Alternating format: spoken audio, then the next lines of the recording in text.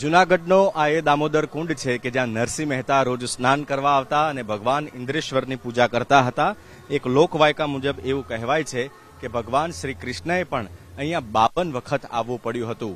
જૂનાગઢ આપ જ્યારે આવો છો ત્યારે આ દામોદર કુંડની મુલાકાત અવશ્ય લેજો. મહાશિવરાત્રીનો હાલ મેળો ચાલી રહ્યો છે અને મોટાભાગના શ્રદ્ધાળુઓ જ્યારે દર્શન કરવા અહીં આવે છે ત્યારે દામોદર કુંડમાં ડૂબકી લગાવવાનું અચૂક યાદ રાખે છે, કારણ કે આ કુંડનો મહિમા ખૂબ અલગ છે.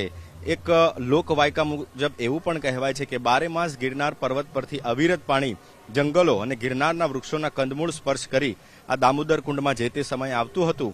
તેથી જ અહીંનું જે આ દામોદર કુંડનું પાણી છે એને ખૂબ ઔષધિ સ્વરૂપ માનવામાં આવતું હતું અને એક સમયે તો લોકો એવું પણ કહેતા હતા કે જો આ પાણીનો શરીરને સ્પર્શ થાય તો મોટા ભાગની બીમારીઓ પણ દૂર થતી હોય છે. તમે એક લોકવાયકા મુજબ એવું પણ કહેવામાં આવતું હતું કે જે પાણી અસ્થિને ઓગાળી શકતું હોય એ શરીરની બીમારીઓને શા માટે દૂર ન કરી શકે. સૌરાષ્ટ્રની રસદાર નામનું જે પુસ્તક છે એમાં પણ ઝવેરચંદ્ર મેઘાણીએ ઉલ્લેખ કર્યો છે વીર માંગડાવાળાનો, અને વીર માંગડાવાળાના જે અસ્થિ હતા એનું પણ વિસર્જન આ જ કુંડમાં કરવામાં આવ્યું હતું. આ સિવાય અનેક લોકવાયકાઓ આ દામોદર કુંડને લઈને છે.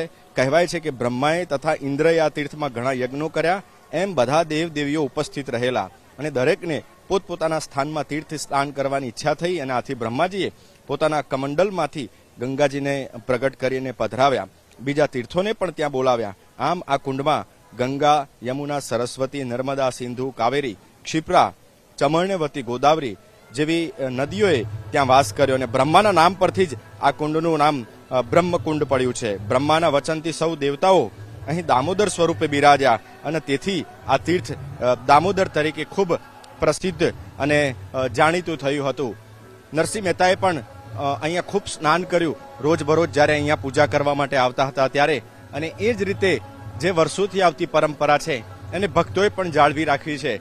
મોટાભાગે લોકો અહીંયા અસ્થિ વિસર્જન માટે આવતા હોય છે સામાન્ય દિવસોમાં, પણ હાલ છે એ મેળાનો માહોલ ચાલી રહ્યો છે અને દરેક લોકો જ્યારે ભવનાથ તળેટીમાં જાય છે, ભગવાન શિવના ચરણોમાં શીશ ઝુકાવે છે અને ત્યારબાદ રિટર્નમાં આ દામોદર કુંડમાં આવે છે, અહીંયા સ્નાન કરે છે અને આ પવિત્ર પાણી છે એને માથા અને ચરણ સાથે સ્પર્શ કરવાનું ભૂલતા નથી.